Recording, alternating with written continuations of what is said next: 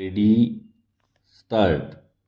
महोदय, महाराष्ट्र राज्यातील विणकर संस्थांकडे विक्री न झाल्यामुळे जनता कापडाचा साठा जास्त प्रमाणात पडून आहे. ही आपली माहिती खरी आहे. विणकर संस्थांकडे कापडाचा साठा पडून राहण्याचे प्रमुख कारण ज्या राज्यांनी कापड उचलण्याचे मान्य केले होते त्यांनी ते उचलले नाही हे आहे. कापडाचा साठा विणकर संस्थांकडे पडून राहिल्यामुळे त्या संस्थांना आर्थिक अडचणींना तोंड द्यावे लागत आहे. याची शासनाला जाणीव आहे.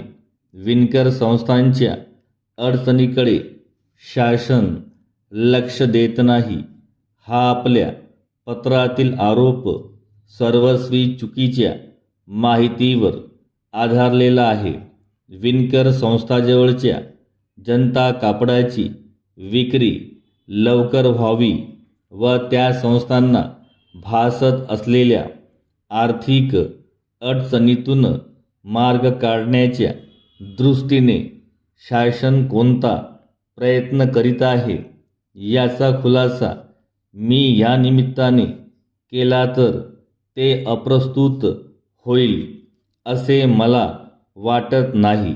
ज्या राज्यांना विणकर संस्थांकडील कापडाचा कोटा निश्चित करून दिलेला होता त्यांनी तो उचलावा यासाठी त्यांना वारंवार विनंती करण्यात आलेली आहे. या संदर्भात राज्याच्या सहकार मंत्र्यांनी केंद्र शासनाच्या वाणिज्य मंत्र्यांशी देखील चर्चा केली आहे. वाणिज्य मंत्री संबंधित राज्याच्या मुख्यमंत्र्यांशी या संदर्भात लवकरच विचारविनिमय करणार आहेत. जनता कापडाला प्रसिद्धी देऊन विक्री वाढवावी अशी विनंती राष्ट्रीय ग्राहक संघ नवी दिल्ली यांना करण्यात आली आहे.